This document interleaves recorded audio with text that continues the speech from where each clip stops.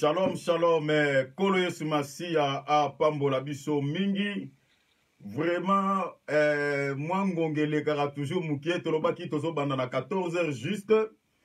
Vraiment, caprice Moukie Bande Kobo Limisi. Vraiment, Kolo Asunga, vraiment, Limisi Moukie. Parce que caprice, il y a Internet. Tozo Bunda Kobongi ça. Donc, moi, technique et Ango Moukie. Donc, sans des fois, Ezoko Lekate. Connexion, tozana ngweza vraiment stable, mais des fois, ça la moi caprice mouké na ba page. Boyebi que donc, moinazanga ka moi manœuvre te, mais Kolo Yesu Masiya azali elonga na biso, il est le tout puissant, asali ngolu.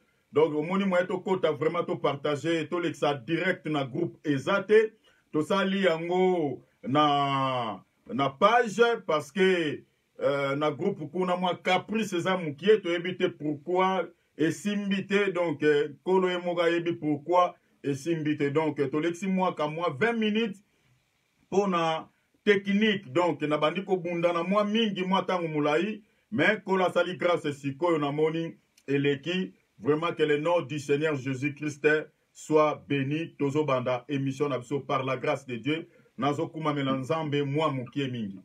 Nazo kuma melankolo nabiso, na moi, ngonga moukie, bongo tokoye bakokota, na mate ya nabiso ya lelo Kolo apambola biso mingi. Zambe monene, Zambe monene, Zambe nanga mosusu azali te. Zambe monene, Zambe monene mingi, koronanga kumama libela. Zambe monene, Zambe monene mingi, koronanga kumama libela. Zambe monene, Zambe monene mingi, Kolo nangai mosusu azali te. Merci Père. Zambe monene, Zambe monene mingi, Kolo nangai mosusu azali te. Natali na likolo, namoni te lokola yo, Masiya na ngai kumama olibela. Natali na mabele o, namoni te lokola yo, Yesu na ngai mosusu azali te. Nzambe oyo, Nzambe monene, Nzambe monene, Kolo nanga mosusu azali te. Zambe monene, Zambe monene mingi, Kolo nangai kumama libela. Natali nekulusuwe, mosala yosalela ngai, Kolo nangai kumama libela. Natali na Golgotha okufela kingai, Kolo nangai kumama olibela. Zambe monene, Zambe monene, Zambe monene, Kolo nanga kumama libela. Zambe monene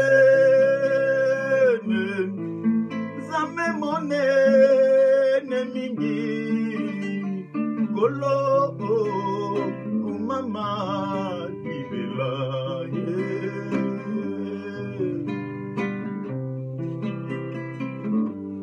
Sois béni Père éternel. Merci mon Dieu, mon roi. Merci Père. Merci l'agneau de Dieu. Merci Père éternel.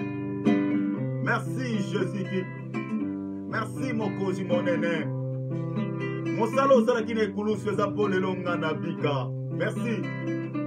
Merci Yaya. Merci Jésus. Merci Yaya. Merci mon cousin. Merci Yaya. Merci Jésus. Merci mon cousin, mon aîné. Nanya kokani na yo kolo. Nanya saloko na yo Yaya. Nanya salaka loko na yo Père. Oh Jésus. Merci mon cousin. Oza mon aîné. Oza mon aîné. Oza mon aîné. Oza mon aîné. Merci Père. Oh Alléluia. Merci Yaya. Merci mon cousin. Oza mon aîné.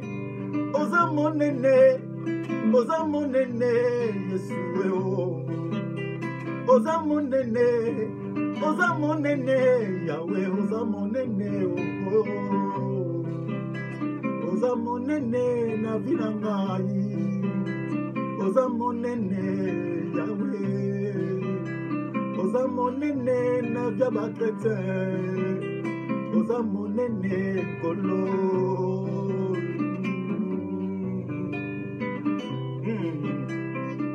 Merci Père. Oza mon aîné. Oza mon aîné. Oza mon aîné. Yeshua. Oza mon aîné. Oza mon aîné. Yahweh. Oza mon aîné. Oh Yeshua. Oza mon aîné. Na vida ngai. Oza mon aîné. Na via ba chrétien. Oza mon aîné. Yeshua. Merci Père. Merci mon cousin. Merci mon cousin. Merci Yahweh. Zambe monene. Zambe monene. Zambe nanga. Kumama libela. Zambe monene. Yahweh. Zambe monene. Yesu nangai. Kolo nangai. Kumama golila. Ozali zambe na bikamwa. Ozali zambe na bikamwa. Ozali zambe na bikamwa. Ozali zambe na bikamwa. Ozali zambe na bikamwa. Ozali zambe na bikamwa. Ozali zambe na bikamwa. Ozali zambe na bikamwa. Corona tutela katolo. Papanga na tutela katolo. Yonde na tutela kakolo tolo. Yonde na tutela katolo. Niye mwamani salama oh. Niye mwamani salama. Niye mwamani salama. Niye mwamani salama. Niye mwama wa mapendo. Niye mwama wa mapendo. Oh, niye mwamba wa mapendo. Niye mwamba wa mapendo. Niye mwamba wa baraka Ye mwamba wa baraka, Ye mwamba wa baraka, Ye mwamba wa baraka. Ozali nzambe na banzambe o, Ozali nzambe na banzambe, Kolo ozali nzambe na banzambe, Ozali nzambe na banzambe.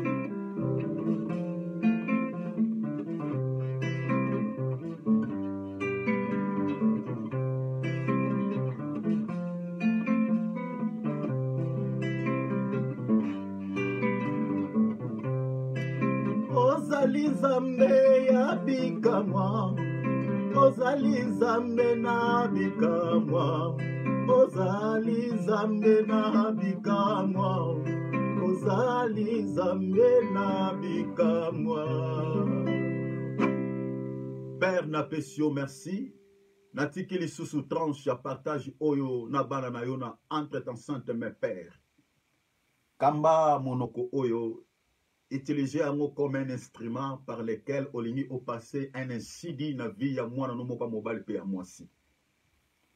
Message oyo Nzambe est ramené na repentance. Message oyo Père est consoler les cœurs. Message oyo Père est buka nyonso oyo ezalaki ya déception mo ina lona na mitema ya bato. Message oyo Père et même ma délivrance na vie ya bana na yo au nom de Jésus-Christ. Puissant Dieu, natiki instance entre ta sainte main. Kamba émission Oyo. Dans le nom puissant du Seigneur Jésus-Christ. Amen. Bien-aimés dans le Seigneur, que l'Éternel a pambolabino. Notre Seigneur Jésus-Christ a kaniselabino nyonso Oyo bozolanda biso de près ou de loin par la grâce de Dieu. Donc, avant tout, dans notre tranche de partage, Kolo Yesu atiaki biso na motema toyeba kosala une émission spéciale na date ya le 20 donc dimanche prochain. Donc pendant que tozalaki na mabondeli, pendant que tobandaki kobondela Nzambe, Kolo atie vraiment à cœur toyeba kosala une émission spéciale oyo tokobondela pona batu nyonso oyo bazokolekisa ba moment ya ba épreuve. Et par rapport à thème oyo, tozo continue toujours sur notre thème, mais tozo creuser mketo tiewana, je crois na titre, tozo parler sur sous-thème comme l'amertume. Bato belé lelo bazo souffrir na racine oyo, na semence oyo, babengi amertume. Alors, par la grâce de Dieu, toko bonde la pona mwa baka. Donc, soki ozana situation moko boye, ezo tungisa vraiment vina yo mingi to. Ozoluka solution moko na part ya Nzambe obondeli peut-être ozoza solution te sangana na biso na date ya le 20 ya dimanche prochain donc tokozala wana pour prier pour na ba vie ya batu. Donc on va prier vraiment avec l'aide du Saint-Esprit parce que c'est le Seigneur qui m'a mis à cœur ya ko prier pour na batu nyonso bazolekisa ba épreuve parce que épreuve sans la prière épreuve eko quitter jamais ta vie. Donc eko quitter jamais ta vie parce que épreuve soko tali na histoire ya Anna komona ke Anna épreuve oyo Nzambe alekisaki ye ebaki ko quitter sa vie se kaka na nzela ya losambo. Donc épreuve koki kotika vie na yo kaka na nzela ya prière. Voilà pourquoi toko bondela. Yo moko bondela peut-être eloko moko s'est passé na nute le mikolo bateke ozana fuate to penzamba yo ki yo te fa yo koka na nzela na biso non. Mais tozo croire que Bible lobi là où 2-3 sont ensemble en son nom, il est au milieu d'eux. Toko sangana na peneboete mais toko sangana en distance. Lokola Esther a sangana kina libota na ye quant à l'esprit. Bazala ki ndaku mon côté Esther na palais royal, Mardoché na ndaku na ye, les restes de juifs chacun il était chez eux. Donc mais bazala ki d'un commun accord dans même esprit. Nde Nzambe ayebaki na ko décanter situation oyo bandaki ko accabler bango oyo bandaki ko tungisa bango tangu mulai. Alors biso pe toko sangana quant à l'esprit toko eba kozala uni da kaka bisiko zali parce que programme wana par la grâce de Dieu toko sala effort après caprice mukie ya réseaux sociaux nenge to uti ko banda awa.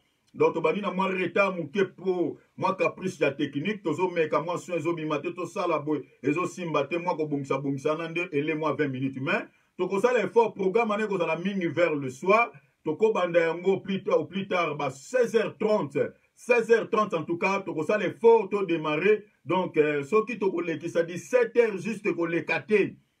Et ko le kate à part tozolo babongo par pour na caprice ya technique etam susu moi ko bongisa simba boye zongisa boye. Alors, et kozala toko zala juste na moi exhortation mon qui oyo eko pousser biso plus na prière. Ouais, ko mema biso mingi vraiment dans la présence de Dieu. Nazo bon de la yonde ko oyo ozoleksa ba moment moko dur.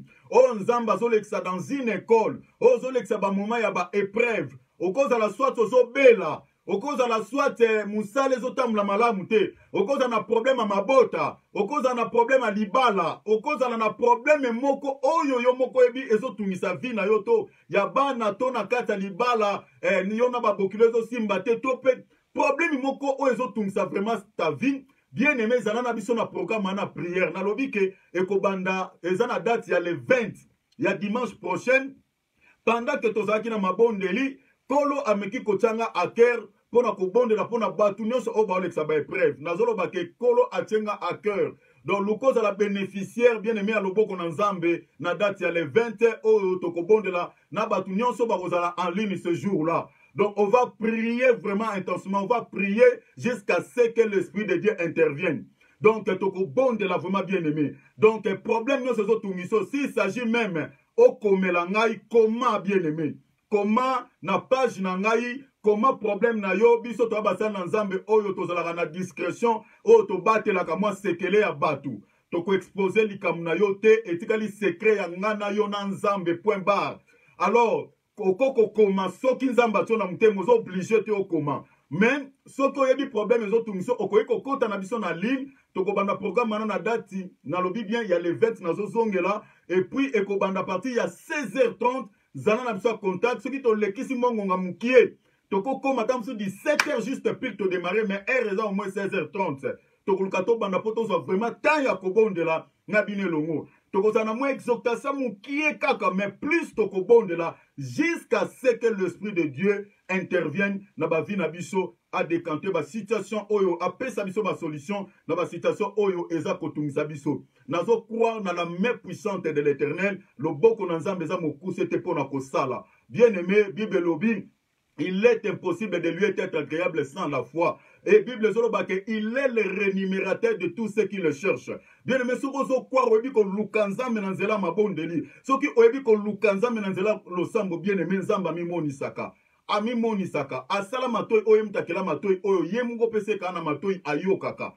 Azana misu apesa biso au total elaka yepa na misu amonaka. Bien aimé mukolana nazo croire que nzambe oyo ayokaka losambo akoka biso pe ako exaucer biso. Donc zalana biso yebisa même ndeko moko ko hésiter te koza na doute te bien aimé ngai nazo loba ezanga te mais nazo croire na nzambe oyo atenga en conviction. Nazo croire na nzambe oyo a mettre nga à cœur que ce jour là ako répondre na situation ndeko moka mobile pe la situation ndeko moka mwasi ako pesa exaucement na situation autant mulaye erumeli na vie na ye. Ana bondela qui ça fait des temps et des temps. Mais ça qui n'a un jour dans la prière, la présence ensemble, ana zo qui résultat. Nazo quoi peut-être nzamba kolinga okota mukoloana en ligne na biso elongo pour que nzambe mukoloana aksuki salikambu ya vina yo akata problème à vina yo. Alors nazo quoi que prière ya lisanga prière à liboke ezalaka na puissance à makasi. Esther akoka ina cautionné 3 jours yemoka sa mardoché bobino bo vanda. Ngana lukanza menga moko. Mete bango nyonso basangana ki. Donc nanga ina yo nande koza bisika moko zo landa ngai nazoyeba ke tant toko sangana ensemble toko sala parce que koni moko ebelisaka ntungu te. Mais tant ba koni pe esangana tant ko mi bale mi satu moto tokaka makasi enjungu ebaka na robela rapide. Donc moto a losambo toko sangisa ya ngai na yo de part et d'autre tant toko bondela na molimo bien aimé et ko et vous avez l'explosion ya makasi bien aimé oye koyeba ko briser bas mignololo oye koyeba ko briser ba prison oye koyeba ko kangola ba vie ba tuma bale ko kangola ma ba santé ko kangola ma finance ko kangola ma ba situation ma bale ko pesa na zoyeba ke nzamba ko sala. J'ai la confiance du Seigneur Jésus-Christ na confiance en nzamba. Alors kanga bien date on a ko bosa na ngote informer de comment ko eba na passe bien aimé to ba na moi pourquoi mke pour que ba tunyon so va kota. atosambelaka quelque part zala na biso elongo. Donc tokokota vraiment na prière makasi bien aimé, tokobondela makasi ndeko moko ebika azo mitungisama aza na problème, aza na souci, azo yemba makambu situation azolekisa na vie ezokotungisa vraiment motema ne mingi, yebisa ye aza na biso en ligne bien aimé ce jour là. Et bien aimé, tokoyeba ko prier nzambe, tokoyeba ko bondela ensemble. Nazo croire que nzambe oya okaka losambo, chacun de nous a ko exaucer bisika akozala. Alors wane zalaki moi quelques détails na komaki mukie pour na programme ya prière au tokozala na yango dimanche prochain na date ya le 20 pendant que tono bonde la nzambe ndekolo alobito sala yango. Alors lelo tozo continuer tozo parler toujours sur le je prêve. Dans le Bible, bien aimé, moi qui rappelle mukie na zolo bake, il est impossible bien aimé de traverser pendant que vous avez preuve bien aimé, aux en condiment, aux en patience. Et c'est impossible parce que ce que vous en fouetté, on a patience, na quatre preuve, tous les bien aimé, au résister, au kokuya. Tu peux cette écriture, il y a Matthieu, chapitre 26, verset 41, bisika Christ azolobake, veillez et priez. Afin que vous ne tombiez point à la tentation. C'est-à-dire, na quatre preuve, bakanga maboko to fan de la kaka bon. Kino mokolokola okangolanga te babondelaka babondelaka, et puis il faut dans la foi où ils ferme parce que ça moment où aux la mingi sollicité pas ya ennemi diable bandoelo ba sollicitation même na ba pensée andoelo ba solution sous même na ba pensée andoela yo ba solution mususu na nzela ya batu. Alors ce que ça ferme était na foi ba proposition diable ko pesa yo e ko bimiso libanda ya nzambe. Donc, je vais vous dire Naomi, que Naomi est preuve qui na Bethléem na Juda. Naomi a compris que sans ses preuves, et le cas soit qui peut être consulté ensemble, batine ko se retrouver wapi na quand ya ennemi et pas ba Moabite parce que ba Moabite bazaki les ennemis jurés ya ba juifs. Alors à se retrouver kuna enene comme la ki Naomi. Toyebi makambe comme la ki Naomi dès que ba komi kuna mobala kufi bana mi bale ba kufi Naomi vie abondance toi kende ki nango tout esili Naomi e mukazo lobake nzamba zumsinga maboko pamba. Donc ce que ça va presque que preuve comme le on a vie bien aimé oyebi ko saisir sans y preuve wana te o comprendre te pourquoi situation o nzamba permettre moi comme na vie bien aimé o comprendre sans y preuve vitesse la mabe mingi o ko se retrouver na kaya Naomi. Lelo batu mingi ba situation la ki na ngomwa mukie malamu na ebandeli. Mais situation et ça grava pourquoi parce que a comprendre que situation comme la qui était na vie. Et autre baga situation nyonso o ezala ki te bien aimé. O e comme yo na vie. O ezala ki na ngote di ku bien aimé au senti oh. Et loko moko ya bien te au senti bana mutema no ke nzambe nini. O eza nini na komo mwana vie na nini na santé na nini na via bana na bien aimé. Il faut que n'habitude à consulter Nzambe. Il faut bouka mabolongo bondelaka. C'est comme ça que tu la Bible bandé ko sala. Donc vous avez l'habitude de situation qui a bien été na vie na yo. Du coup ba moment mo beaucoup mo le qui se sont senti neti. Dites-moi mbongo komba comment ça ba dépense trop. Neti-moi santé ningani comme ko bela bela. Ou dites-moi bana ba santé comme ko ningana. Neti-moi makamora bien été la vie bien aimé, il faut avoir l'habitude de prier Dieu. Il y a certaines situations à ma benzama comme ça on a vu na biso non pour que agno ko la biso ezalatam sous vie de prière pe kiti. Ezatam sous nzamba lingi a intensifié encore ta vie de prière linga mono sous mikolo na présence na. Ezalaka. Des fois qu'on alors au lali au bon delitam sous na faiblesse. Pour oko lotindo to mo be ba olando penana machette. Bazolando na mutu mo na machette. Papa o kibozo ganga Jésus pour la muki na butu. Ah non pesa moi par exemple mukie pour comprendre pourquoi ça m'a permis à certaines situations dans nos vies. Donc pour la muki na butu au bandi ko bondela yeba ke talando to uti ko lota nengo o bondela tendengo bondela ki avolala. Au contraire, le bon de la cafola na faiblesse, au bon de l'état sous 10 minutes, 15 minutes.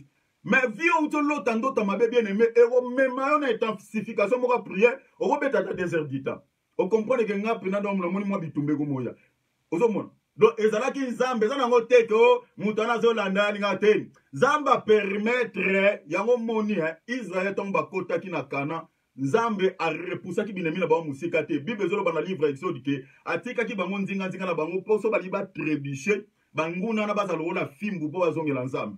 Omoni. Donc ezala ka nengwana. Donc nzamba permettre na ka mwelo moko boye ya mwa image moko pour y la vie de prière, à mon la présence. C'est comme ça. Dans certaines situations, comme la rabbi sur la vie, to pas si mon situation, mon monsieur c'est à la Nzambe alinga mon ako générate, alinga tam so mi mon vie à gêne, à mon ako tam so bon de la raba 30 minutes, alinga ba no mon au bon de la 1 heure parce que 1 heure du temps est la biblique, parce que chrétien sont au bon de la moins d'1 heure, on a vraiment appelé sa vie de prière.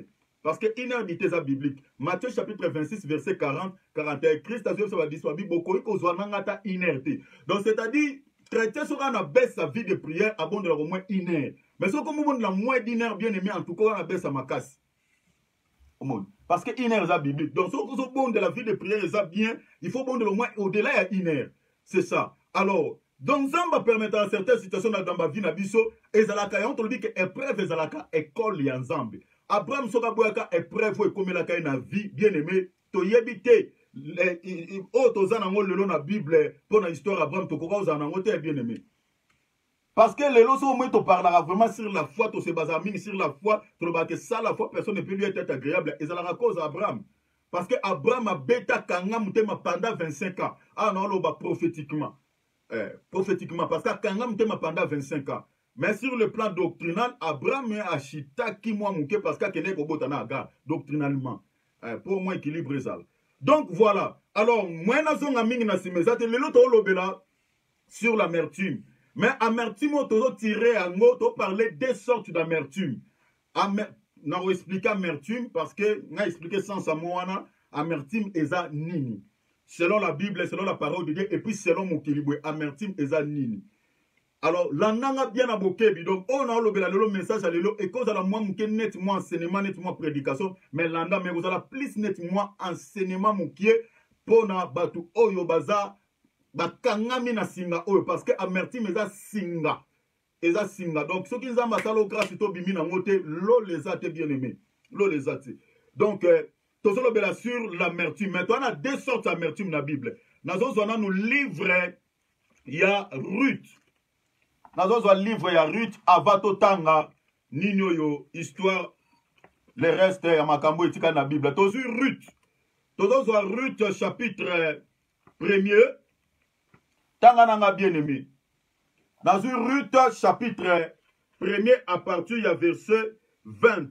Yokeloko Bible Zoloba. Awa tozobeta histoire de Naomi. Elle leur répondit, ne m'appelez plus Naomi. Naomi signifie l'heureuse ou douceur ou gracieuse. C'est ça la signification de mon Naomi. Explique à beauté. Alors, Alobiboy, ne m'appelez plus Naomi. Appelez-moi Mara. Mara likoloba affligé ou amer. Et là, il y a bololo, amer, amertume. Alobiboy, car le Tout-Puissant m'a beaucoup affligé. La version Louis II, la version Semer. Dans lui, c'est Balobi, car le Tout-Puissant m'a rempli d'amertume. Dans la Bible, je suis moi, parce que tu l'as sur l'amertume. Donc, car le Tout-Puissant m'a rempli d'amertume. Amertume, Naomi, Azoloba, Awa, et ça par rapport, il y a une épreuve, c'est-à-dire, mon thème est tondi na bololo. Et tondi na bololo, pourquoi? Sorotangi na sewana, parce que na 4 versets, au moment où on a que na kende ki na Moab na ki na abondance. Mais l'Éternel, le Tout-Puissant, m'a ramené les mains vides. Au moment où place amertume, et zo bota na mutema ya Naomi, et ça parce que abondance a ki na ngo et a lissusute. Le lope bien aimé, au cause de la kamota monsieur Nengwana. Parce que situation moko boye est comme million na vie. Ozalaka na bosui, ozalaka na richesse. Mais bien aimé du coup, au peut sa vie ne pas ailleurs sur ma camion sommet, au senti que ma camuto est quitté, ma camuto est koya.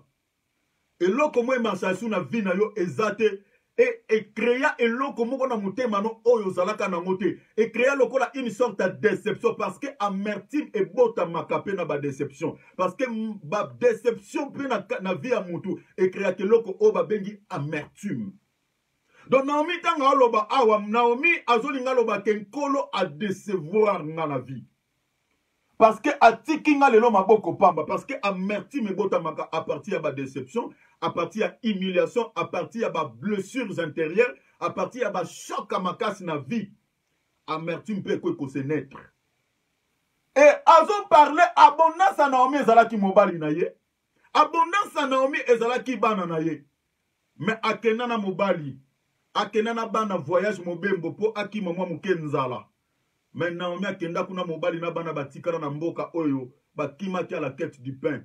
Et Naomi azosonga maboko pamba tala choc ya nengwana na vie ya mutu bien aimé. Na ofungula mukie na kokota penza mingi en détail te na profondeur te parce que awa soto koti bato belé bazo se retrouver na kati amertume suite parce que bozui lelo ezali suite azalaki na bozui mais lelo abike la chasseresse et na kati motema na motema tonda na bololo parce que ekoza la pe kol nzamba olexionner na lobela mais simba na amertume na ofungula et amertume tozomona yango pe na vie ya Job awa na otanga livre ya Job na zui Job chapitre 27. La nanga bien aimé, si on comprend makam nazoloba, on comprendre amertume ezalaka nini, on comprendre que ngai pe na mutema na nazabwe, amertume il y a déjà bomo inanga.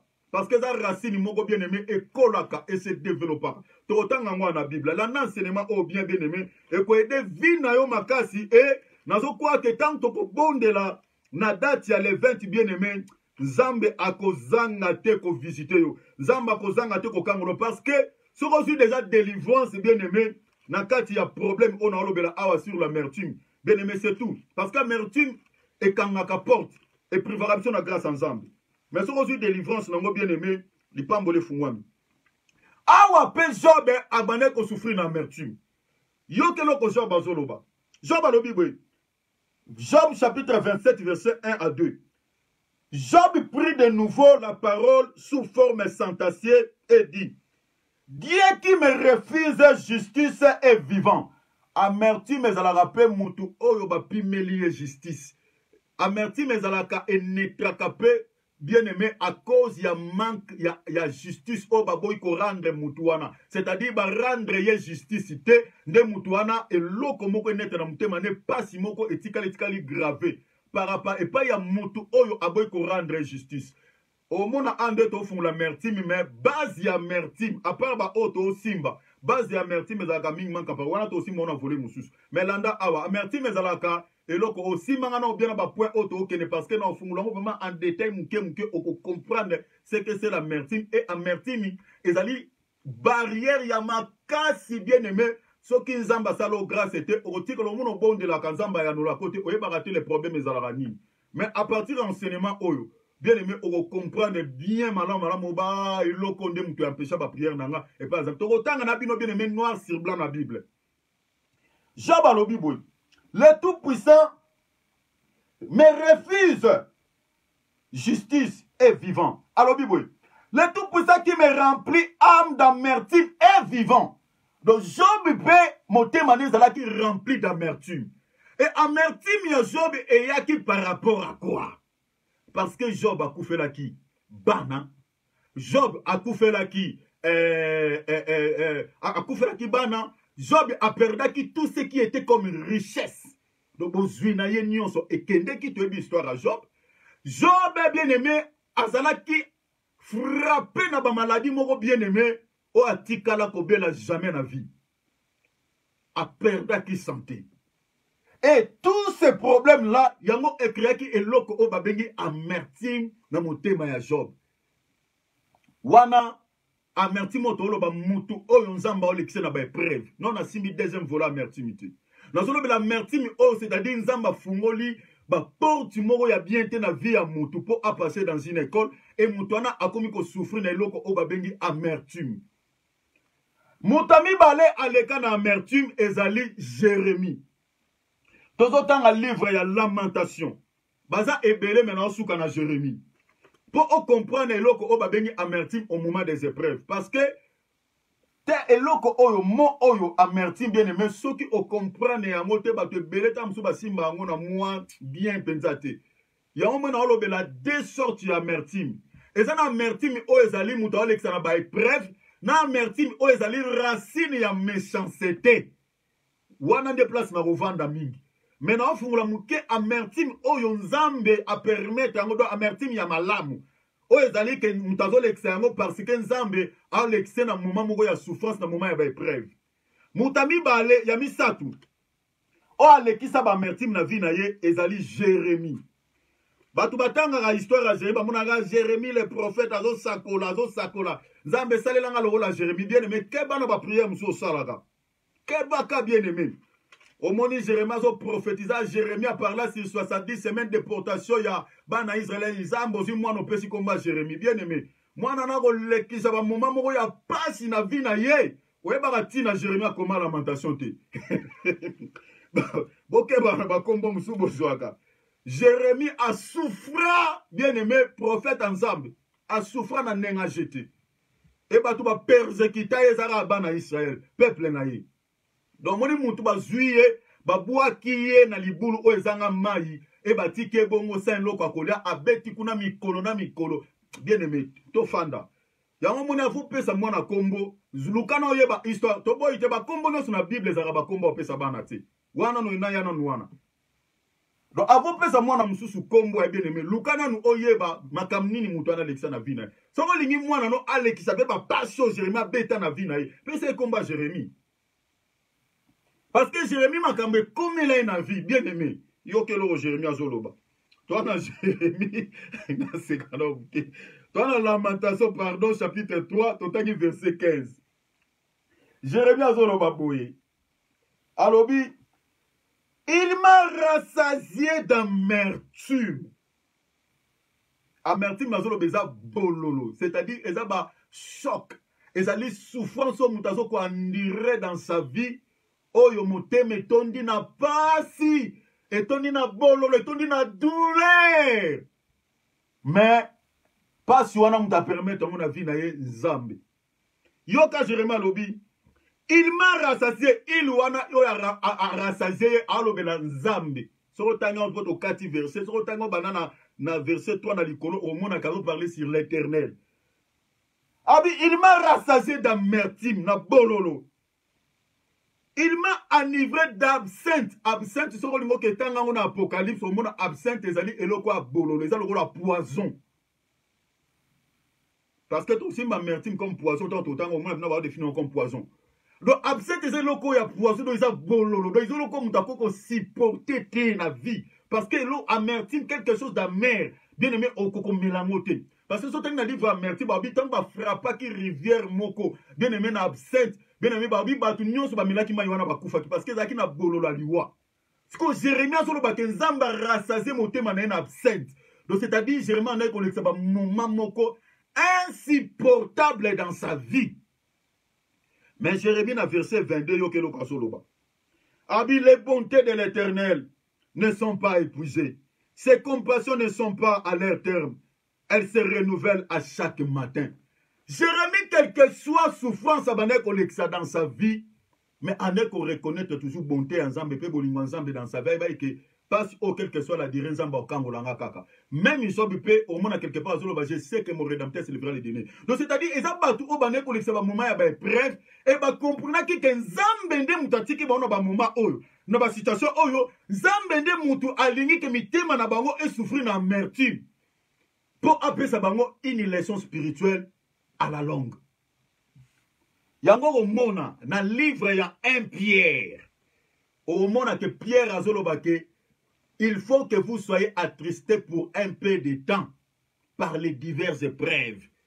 Et ça, dans le livre, il y a 1 Pierre, tout le temps, pour Nathan. 1 Pierre, chapitre 1er, verset 6. Donc, au moment que Pierre a expliqué que Zama permettra à attrister pour un peu de temps par des diverses épreuves. Donc, nous sommes un peu d'amertume pour quelques temps. Parce que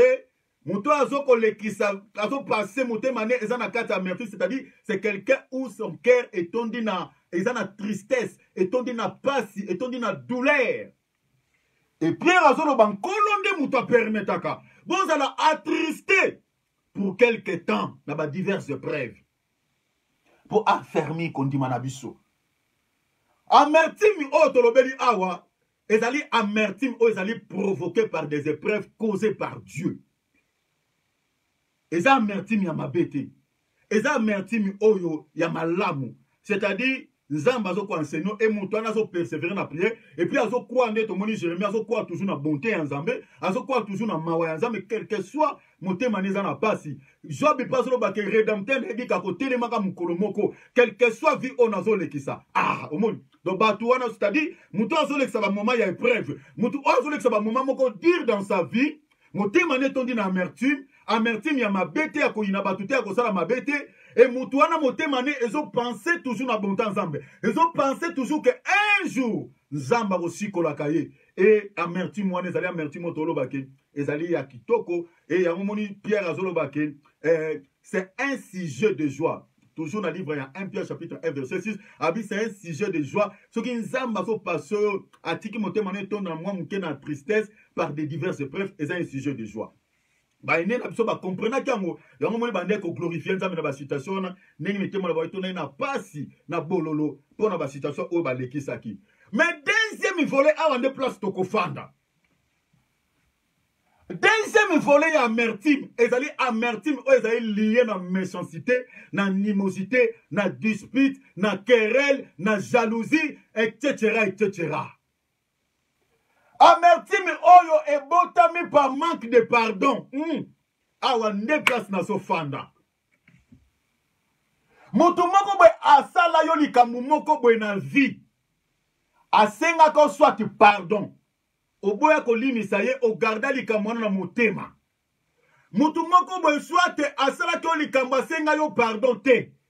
Et que likambo lokola asenga ko pardon te maintenant okomi ko luka o se rendre justice. Yomoko, soit on se venger un jour d'une manière d'une autre et au garder les cambouana na motema. Ne ya mona place amertume c'est-à-dire amertume et botamaka origine cause amertume otolobela na deuxième volet et botamaka mingi par manque de pardon. Wana na simbi première volet. To fungula ba volet na ngo ba racine ndenge ni amertume et botamaka landanga beso comprendre enseignement oyo. Tant to ko bonde la dimanche à les 20 bien-aimés. O mona neni nzamba okangola yo na oloba awa ke to tanga na bino livre betanga ba écriture mo na tie wana o mona merci bien aimé la Bible dit e blokaka donc c'est-à-dire prière ne ko kana ya moni mutaso bonde la nzamba bonde la mais ozo ba résultat ozo ba ya noter ozo baté et loko nini ezo ko empêcher que nzamba exauce bien aimé nzamba za ka très fragile na péché. Solingo mona faiblesse nzambo beta nzambi to bundisa nzambo longa ye nzamba kima musika na yo pena yo na ekutu bokuta na katebo mona na kata yo kakote bien aimé zalaka na kati no na eloko moko onzamba lingaka te omona wana penda esili omona no lisu nzambe te na vino donc luka yo omona ga lisusu te donc faiblesse nzambe zalaka en gros le péché parce que amertume c'est là to tanga na bino awa bien aimé na semer omona ne semer aso expliquer amour. Donc, première sorte d'amertume, causée, provoquée par des épreuves causées par Dieu. Wana, eza amertume, ya ba épreuve, eza kana mutema mabete, et se rendra compte na mutute, eza la na vengeance, eza la na lokote, eza li causée par les épreuves, oza ma permettre na via mutu. Wana na problème te, ça, eza amertume ya malamu. Mais on tolobe la deuxième sorte d'amertume, on de tolobe la mabe. O eza lié na lisumu, na animosité. O Bible so benga racine, o Bible so benga na kombo ya poison. Infecta quand même les autres et ça n'a qu'à contagieuse et bien ça qu'à vie à mutuye moko pe vie à batu mususu bien aimé amertume ya ngone tolo bako et bloquer la prière ya mutu donc fiel les a fermés si elle est fermée dans mutu na yo donc les bénédictions du ciel ne couleront jamais sur ta vie donc la porte du ciel est fermée sur ta tête et après l'amertume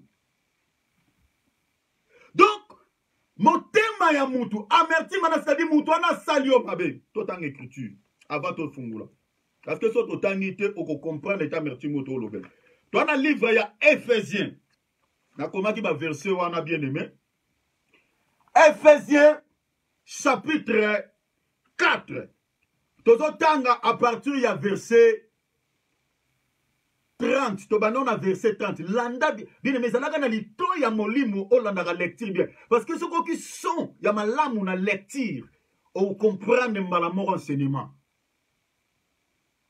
Landa enseignement bien.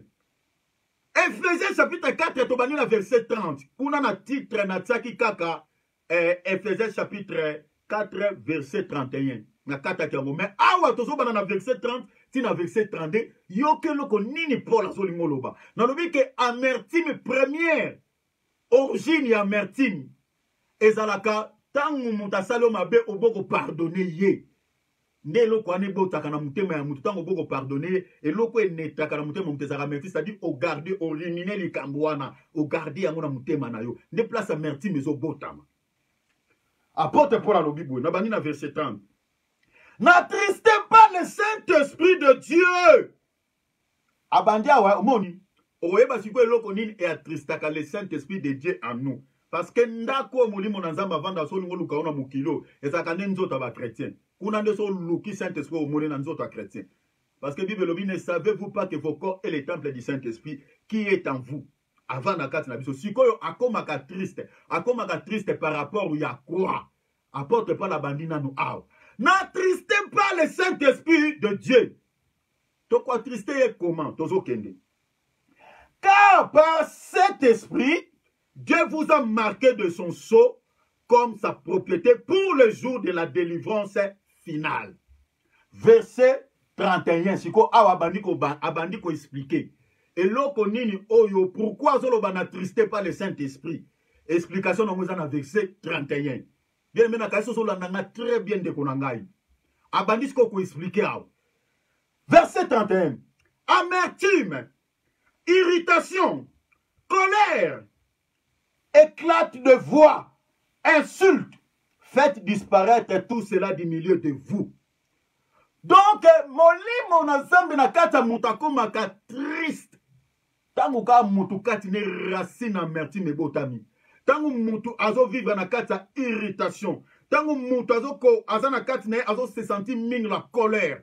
Tangu mutu kati na ye ayeba korobana batu te mingi ko gange la batu élever la voix nana version semer donc c'est-à-dire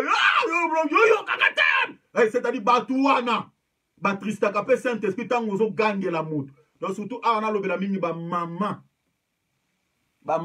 po mama botinga pa zalaka mingi na molimo wana donc so ga zalaki na internet il fallait la message azaka mingi na bitina ko ganga. Donc, on a comprendre que ko ganga kapé ko gangela mwana to ko gangela muninga na yo et tristaka Saint-Esprit. Parce que un manque à douceur. Parce que des personnes des personnes amères bazara na douceur té. Donc on ali kama muke kaka casse éclaté ka yango Bible loba donc éclate de voix et attristaka Saint-Esprit. Soro ye baraté le bien aimé ça yango na mutu yeba yango. Donc ça la un esprit à douceur. Atali kama ngo suyo ndengenini. Zalaka na voix o ekita pour que l'esprit de Dieu o azakati na yo ayoka ke sengo a demeurer toujours kati na yo parce que tozaka na trois étapes au Saint-Esprit a kita la vie amour. Premièrement ce que l'esprit de Dieu a commis triste eza po yo sali lisumu et ka sepe na ngote a commis triste so za mwana nzam o senti loko eloko mo zo manquer kati no senti loko une sorte ya paix et quitter motema na yo et de là on comprend que Saint-Esprit sepe na likambo te. Parce qu'après ça rabiso basi on sentit vraiment ça dans l'esprit ensemble on sentit tant au salé lo comme ça bien que on sentit Saint-Esprit quand non réagir au cas où moi c'est une sorte de pénétring et lo comme ko déranger moko so ça chrétien comprendre maman Saint-Esprit c'est bien le camoté ça la repentance du coup 50 de kona bolimis on sentit quand non peut qui mesongi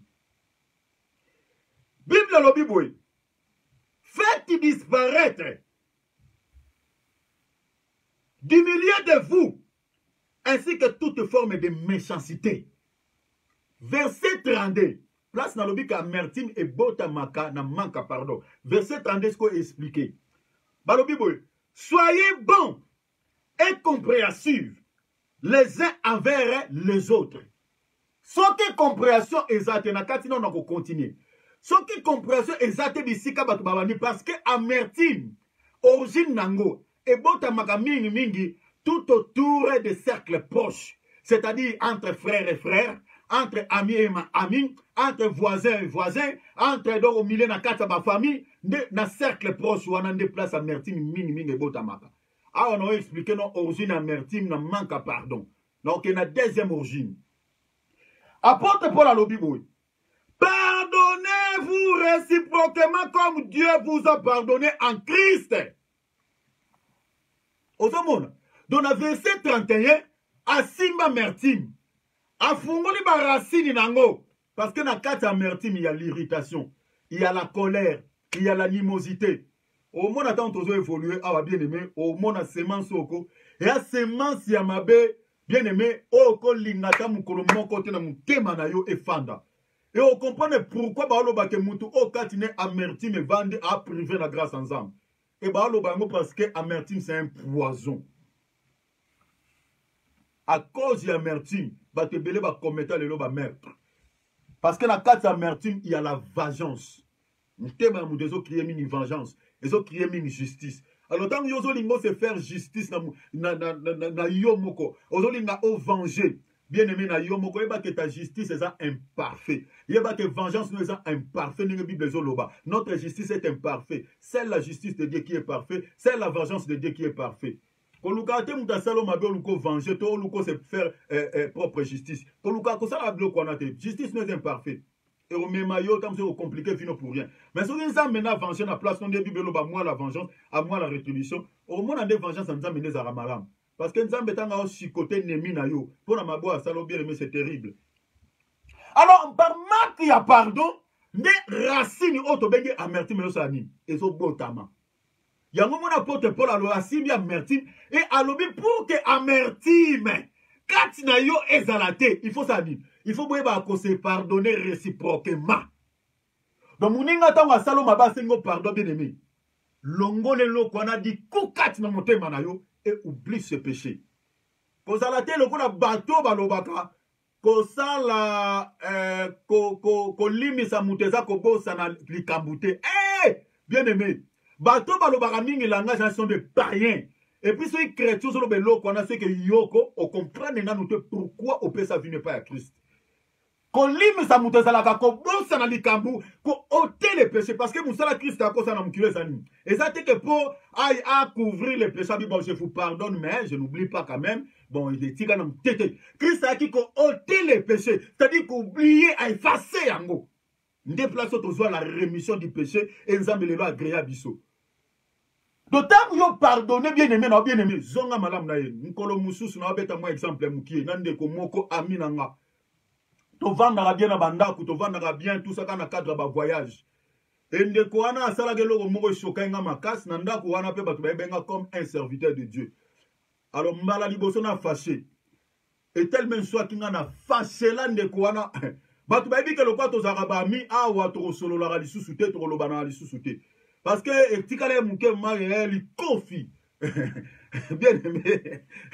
Kande za mupaya. Donc ndeko wana et beba na bela azaka mnoko mabazaki langage mabe donc na lo babato to zaina bona voyage na ndako na bayebi donc c'est Olga Zalaga na pesi mbote donc grande sœur na nga pasi na zo peso pe mbote kola pambolo mingi donc landa bisoti na suka o comprendre matea au bien donc kola pambolo mingi donc to beba na ndeko na e batu batali samweke vraiment donc samweke ndeki et na tangwana Saint-Esprit le belinga bi oyebi makambo to sala siko soki o réparer en moté o finisi kombo ya nzambe oyo te ya na ndako o finisi kombo ya nzambe oyo te mwana na minoka batu nyonso baza abayo kakayo et du coup bien mena résister quitter parce que quand na nga semence ya amertume linga osani elinga botama donc lo linga otika na nito tika likbe nemi na ndeko wana siko to komi ko tala na ndenge ya mabe donc moko komi ko luka soit mabe ya muninga tant on parler sur les signes au monde ba signe nino ko comprendre que non ngai na zala na vivre na kata amertume ngane na zabe vraiment makambo balobi nga kati na nge se retrouver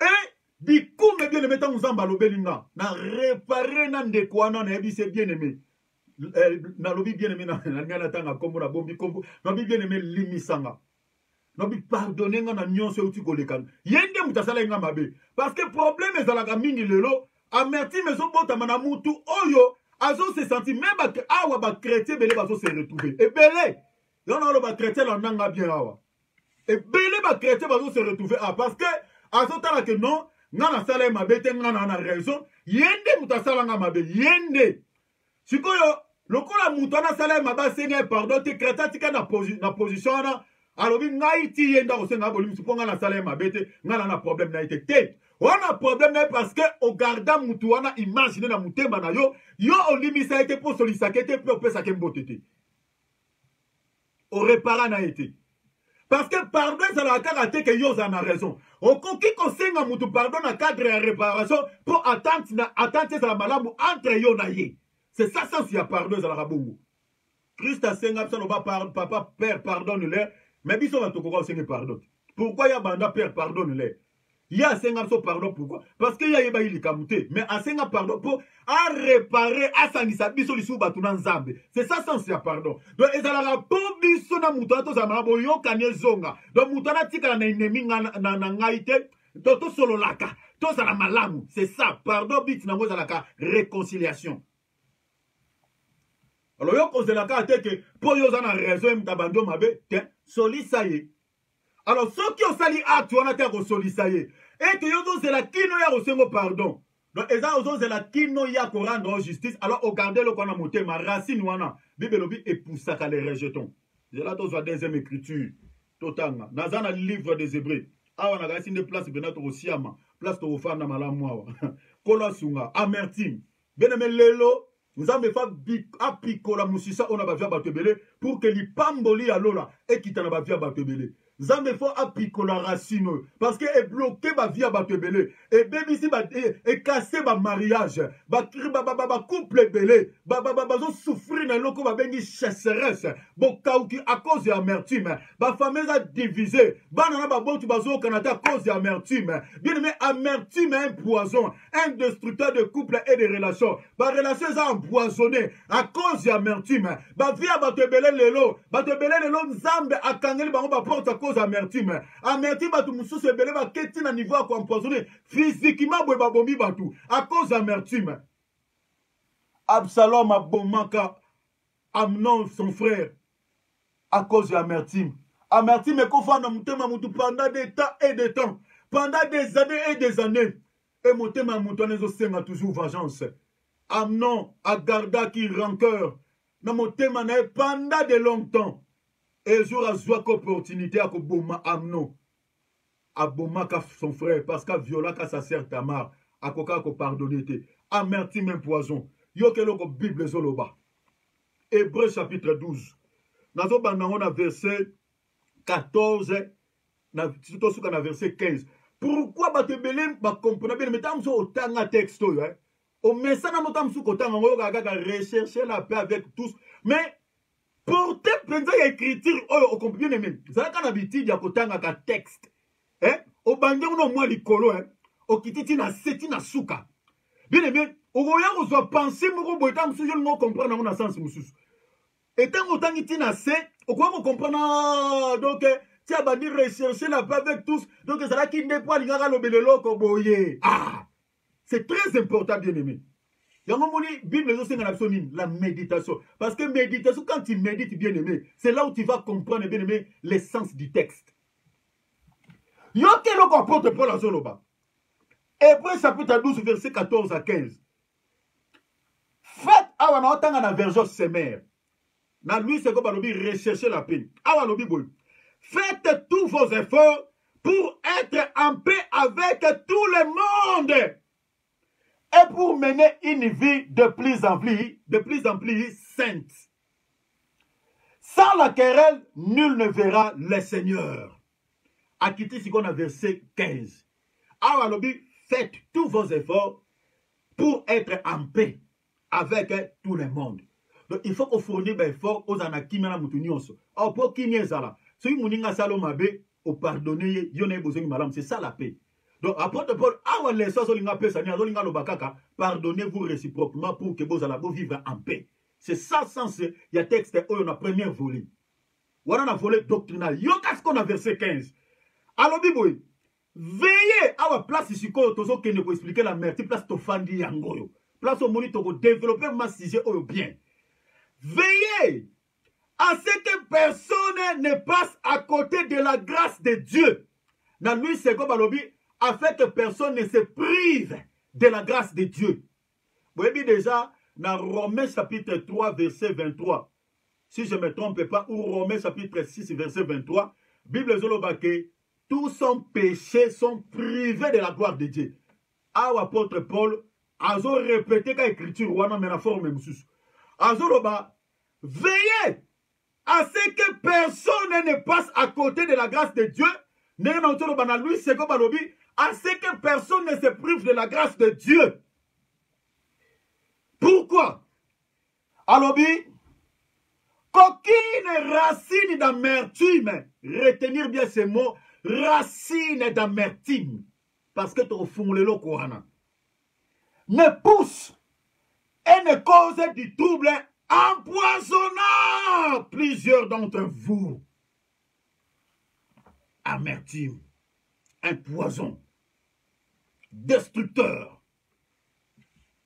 Il y a un couple, il y a une famille, il y a une relation. Amertume, na kati ba couple belé, ils ont créé même eloko o ba bengi infidélité. Bana basi belé lelo ba vivre na kati infidélité. Bazo tromper mibali na bango à cause d'amertume. Bana belé lelo na ba parents na bango ba yoka na kate à cause d'amertume. Amertume, un poison, selon la Bible. Un poison. Un poison. Où ils ont détruit ma famille. Où ils ont détruit ma relation. Où ils ont cassé. Bien aimé ma vie. Ils ont bien, ils ont infecté. Ma vie à Batebele. Amertume. Une racine. Qui dit racine, qui dit caché. Donc, amertume, une personne amère. Souvent, c'est une personne hypocrite.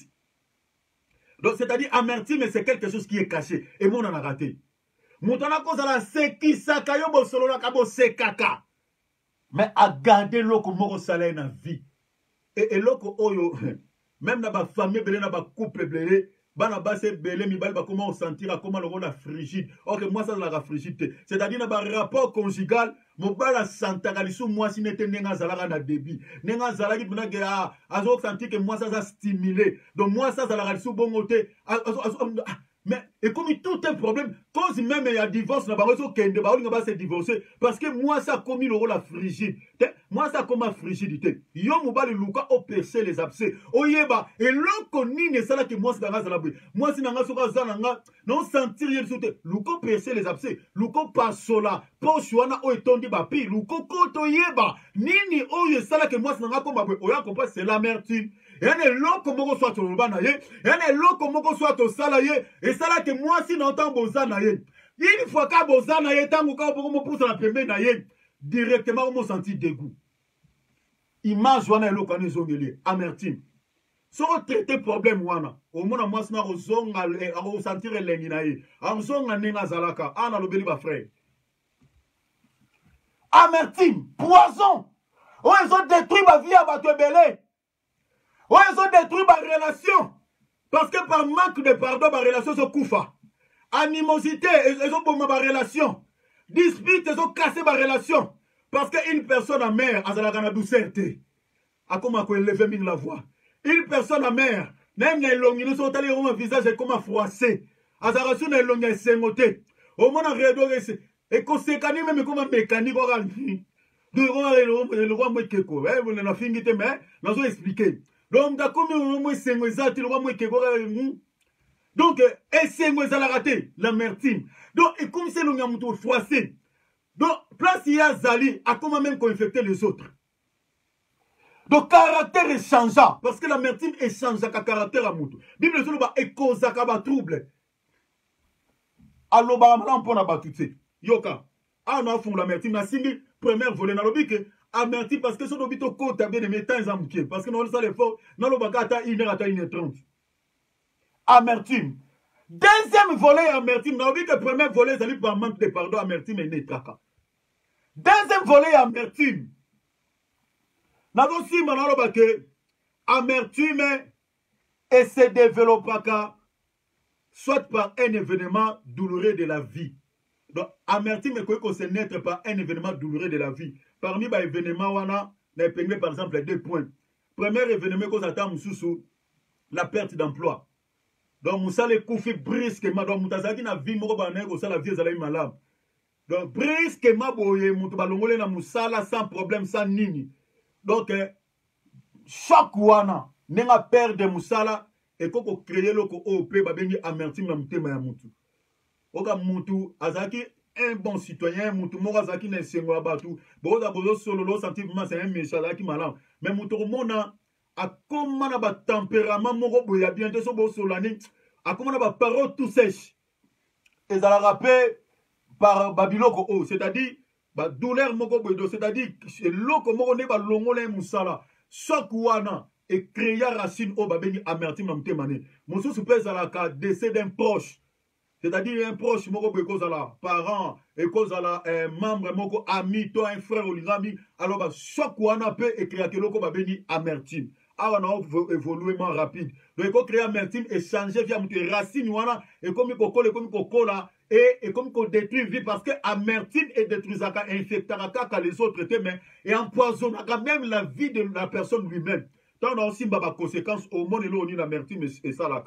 Dans un troisième point, amertume dans les relations peut aussi être la conséquence de l'envie ou de la jalousie.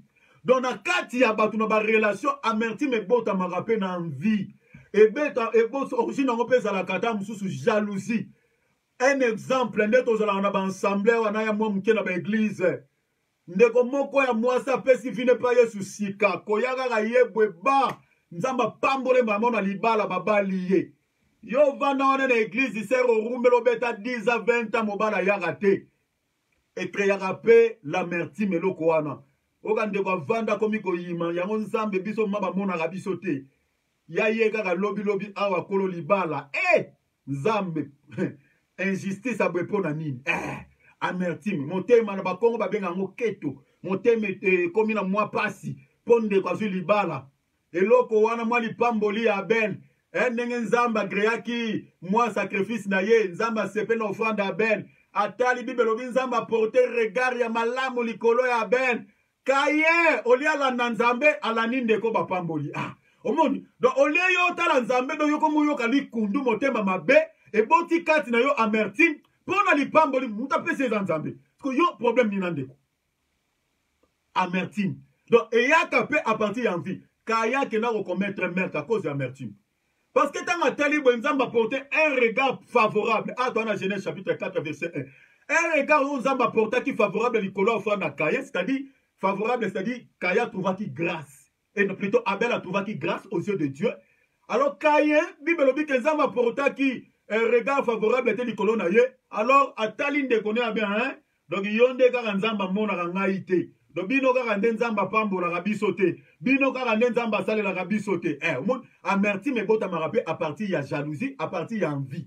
Awa na okota mana ba détail parce que les enseignements où ils ont senga peut-être de cause ou temps. Maintenant on parlait même sur la sur origine, cause nini amertume et bota maka. D'où vient l'amertume? Nino yo. Nazo simba nazo kota na les signes parce que na kati pour nathan nazo simba ba signe. Donc comment savoir si on est dans l'amertume et dans le cœur? Okoki koyeba ndenge nini ke ngane na zabwe motema na ngezalaka na amertume. Okoki koyeba ndenge nini ke mutu oyo naza na face na ye asufaka na maladie oyo babengi amertume. Aza na sentiment oyo babengi amertume, ressentiment moko mauvaise oyo absolument bien aimé, il faut luka na vie na yo oyo nazobondela Nzambe. Alléluia. Nazobondela Nzambe akangola bato ebele na racine oyo. Un poison. Et se détruit ma vie. Et se comme même divorce na ba couple. To ya divorce belé. To ya divorce lelo na ba couple belé ça élevé. À cause de amertume. Ba couple ça divisé. Ba tu ba vananda kumoko. Mais ba zalaka sous harmonie à cause amertume. Ba na ba bota harmonie zalaka te ba famille ba botama. Famille moko. Mais ba solo la kate. Ba yoka na kata cause amertume. Oh, que le Tout-Puissant puisse libérer la vie de plusieurs personnes de cette racine. Oh, cette racine qui empoisonne la vie de plusieurs personnes. Ils ont bloqué ma pamboli. Ils ont bloqué la bénédiction. Par la zone loba que chacun, je ne prie. Abi, veillez à ce que vous ne soyez pas privés de la grâce de Dieu. Privé de la grâce de Dieu veut dire quoi? Les bénédictions ne couleront plus sur vos vies. Les bénédictions d'ici ne couleront pas sur vos vies. Bien-aimés, on a privé de la grâce en Zambé à cause de l'amertume. Nous avons bonné en Zambé. En Kangola batte belé na racine yo. Amertume. Et ce quoi empoisonné ma vie batte belé. Nous allons comment quels sont les signes qui peuvent montrer qu'on est amer? basini nini kolakisa ke bien-aimé ovivaka na kati ya amertume to mpe mutu oyo aza face na yo oyeba mutu oyo kati na sufaka na amertume si na liboso ya amertume ezalaka hypocrisie eza hypocrisie bien-aimé. La plupart des personnes amères bien-aimées sont des hypocrites. Oyeba te asekisaka yo omona azosolisa yo malamu mais na motema bien-aimé agarda rancœur agarda problème oyo osala ye omona mokolo mosusu akoko rappele yango même na masolo aloba yokanisaka mabe osalanga likambo osalanga na bosa na yango yo ngai na yo kaka ntina cimetière tokolobanaka bien-aimé omona moto akorappele mokolo mosusu boye na lisolo apasa arappele mabe osala ye arappele aracontre yo alobi okanisaka na bosa na yango yo mabe wana zela okopeyaka prix nango mokolo mosusu na likambo oyo osalanga bien-aimé arappele yango c'est-à-dire bozalaka ne oyebaka te aye korappele un jour likambo wana osala ye. Donc les personnes amères la plupart des cas sont des personnes hypocrites. wana eza basini oyo okokomprendre soki omoni mutu na vie arappele mabe moko osala ye yeba ke alimisa yo te agarda likambo na motema ezali sini oyo ezolakisa ke c'est une personne amère. Donc kati na ye agarda rancœur wana alors il faut luka bien aimé yo na ye osenge vraiment pardon abimisa wana motema na ye bien aimé pour que ye a trouvé grâce na miso nzambe sinon racine wana oyo rancœur wana oyo agarde mpo na yo ekoempoisonne kaka vie na ye te ekozala kaka mabe te mpe mpo na yo mais ekoki koinfecte aussi bato ebele parce que bible ezoloba eza racine donc c'est-à-dire ese développaka eyebaka kokase bavie ya bato ebele donc akokoma meme pierre d'achoppement mpo na vie ya bato ebele mpo na entourage ya bato ebele oyo ye akozalaka na bango un jour na vie. Donc, tolobeli que premier signe ezalaka hypocrisie parce que la plupart des personnes amères sont des hypocrites. Deuxième signe amertume bien aimé ezalaka aussi mutana omona azalaka douter parce que des personnes amères la plupart des cas bien aimé ba manka keloko ba bengi douceur. Bazalaka douter bazalaka mingi bien aimé brutal bazalaka mingi na irritation bazalaka mingi na ba réaction moko brute. Donc c'est-à-dire bazalaka douter. Et puis, quand na bango bazalaka na eloko babengi amour te. Donc la plupart des personnes amères bien aimé bazalaka ba perdaka eloko o babengi bolingo. Au mona ta mususu bien aimé amutu moko ta mususu asunga batu na vie. Asala ni ba molamu na bata eleki. Mais bien aimé au mona bata moko boy à cause ya ba choc moko boy. À cause ya situation moko boy komela na vie bien aimé alinga ka suko sunga te au mona koma ko ba mingi ona sala ekoka. On sala ekoka, on sala ba zongi selanga nini. Et dans les personnes amères. Donc, c'est-à-dire, Moutouana a souffert en amertume. Mais ça va signe, bien aimé, Moutouana a souffert en amertume. A rappelé, on a sala basale langani. Au moment où on a yé a sunga batu, le coup la batouana basungi était na vie bazong selie bola mouté. Au moment a comme koloba, moukilo, vraiment. Nana sali sa batu, le long a souffrir. Batouana bazota langa pamba. Moukili. Donc, il y a mingi de personnes amères, c'est-à-dire Moutouana a souffrir de racine au babengi amertume. Et à Bassim, c'est une personne amère. Alors, Moutouana, il faut nous délivrance. Sans ma kangoliété, donc, ma prière, toi, au sala, Bible me dit le bangate, ma prière, Bible a privé de grâce ensemble. Alors, on est à Bassim. Alors, deuxième signe, Moutouana, on a une irritation, et sa colère. Donc, c'est-à-dire une forte irritation quand vous attendez parler de cette personne, c'est-à-dire mutu oya salo mabe donc soko yo kikaka ba obeta lisolo na place yo za au consentir le la kande ko bebe sur le même journée donc mukolone ko beba poka batangi lo komba mutu wana mingi yana bana basi o bazwa ba déception na mibali et cause après tout comme na mibali o bazwa ba déception na basi donc soka nenga zana donc ndenge ndeko na décevra ye à cause atam ça ka fiancé na ye alors ndeko ndenge Zamba Sunga. Donc, peut-être, moi, ma la vie, alors, et au sala kendeko, à rompre, idée, toi, ça n'a pas bala ndeko, alors, et créer choc, non, ba ming pona base, et créer choc, na mutema ndeko, moi, si. Alors, ndeko, donc, nenga zana, alinga kate ko yoka kombo ya ndeko, na mato inaye. Parce que, amertume, tolo ba origine, na ça rappelle ba déception. Donc, c'est-à-dire, ndeko, na décevre na vie, et créer une sorte, et loko, ba béni racine d'amertume. Donc, ce qui est batangi combo na ye place à ça. De quoi on a donc journée mobimbe koko beba. Donc, image, on a toute la déception dans des coins, ils ont lié. Et ça aussi un signe où ils ont attaqué, c'est une personne amère, à souffrir d'un loco, amertume. Parce que à cause de la à cause de l'amertume, il y a un quoi yébité que quand il a souffert de maladie, va bien amertume. Aïe, bien moté. Quand on a amertume et un poison, et il y a comme tout mouké. Pour la zone, c'est une racine. Racine se développe par la marotte. Racine est d'abord toute petite. Et bandaka mouké, se développer. Alors, tant que quoi, que mando mouni poisson, tant que se répandre. Mais azalaka boité, azalaka fille moko douce, azalaka fille moko malamu, mais mouki ne change ka batou. Vous comprendre était eza amertume. Bandaka mouki parce que ekolaka. Alors tant que pousser ba racine kembi, ne bo mona na mutu pena donc na illuminé boye, do ba sina amertume bozo mona yango. Do mona mutu moko soka botangi comme une forte irritation. Mutakuma ba kanda moko extrême. Akuma mouka soka tombo ki donc il faut bien même amina ye opena ibi ko maîtriser. Et ça va signe amertume.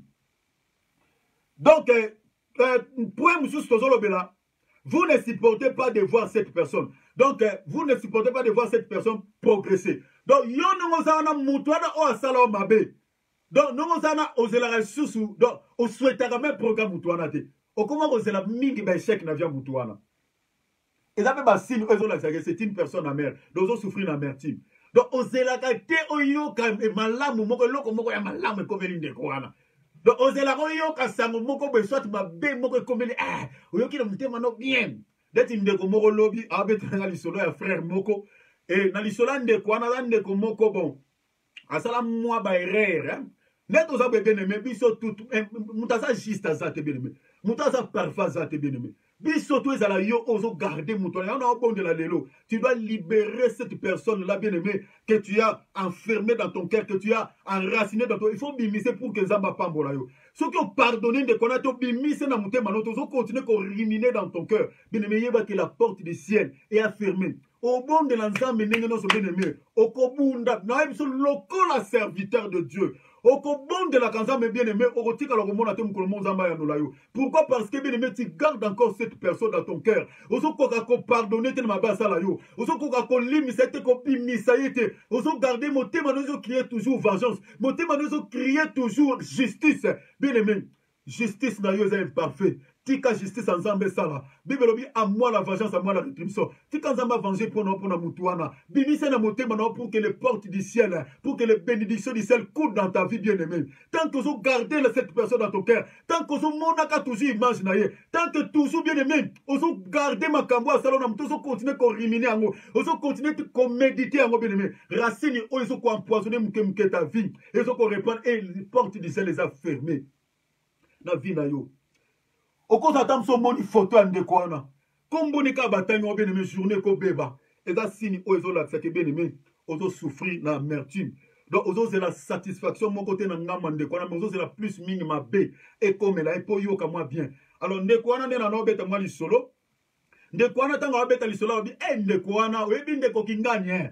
A beta la li solo na téléphone lobby. Abinanga ndekwana koma ko souffrir ba maladie ba benya ba rein akoma ko bela ku ba maladie mutema donc abute ko bela makasi siko abeta ngo senti betina moi sengo bene mais ezape signe ozola que cette personne c'est une personne amère donc abeta lisola ndekwana ya mabe mais azobeta ngo netina moi joie o senti muto dégager douleur te bene mais soko moni mutu abeta lisolo moko ya passe na ya ekomeli mutu to abeta li solo ya eloko moko ya mabe et comme la vie à mutu et ka abeta nga oseka osepela bien aimé c'est une personne amère mutu ana souffrir na amertume donc a mutu oyo azakana eloko moko ya mabe garder na mutema pona ndekwana to azelaka bola mute pona ndekwana soit par jalousie par l'envie et kazelaka mingi mabe comme la ndekwana po ya sepela ce sont des personnes amères nde bazalaka bongo ezeloko oyo na pese exemple awa Saül abandonne Koluka Boma David. Pendant des tas et des temps, David a qui marqua Saül. David a qui marqua Saül. Mais Moukolo Oyos, l'un des soldats de David, a bomaka Saül. A percé donc a couti Saül, a kangami na singa, et a joué épée à bomi Saül. A memi sangoana et pas à David, a dit que t'allais nemi na yo. nauti ko bomaye Bible lobi que David alela. C'est ça l'attitude d'un enfant de Dieu. David alela abi nani oya tindi yo ozo mopangano ke no ko boma un de l'Éternel abi nani David aboma soda wana. Ya kanisa ka ke lokola zake ndima David akosepela na liwana ye. David alela aboma mutu wana. C'est ça l'attitude au biso ba chrétien photo za la radango. Si vous avez un chrétien, on se peut dans liwaya un sorcier, on se peut dans liwaya ndeko moko boye akufa be anyoko la batu. Ye penza, liwana photo melango champagne. Bien aimé, yo o souffrir d'amertume. Attitude na yo na yeba yango porte du ciel, auto bonde ensemble. Nzamba yo côté. Tu es une personne amère. Biso ba chrétien photo za na attitude à David. Ennemi na yo kufi bien aimé déjà dans la base. Ceux qui mouta koufi dans le péché bien aimé, so ne des admis. Et le rôle ko musalo yesu asaki ne kulus pona ye, eza sans effet. Donc yesu akoufi là et pamba.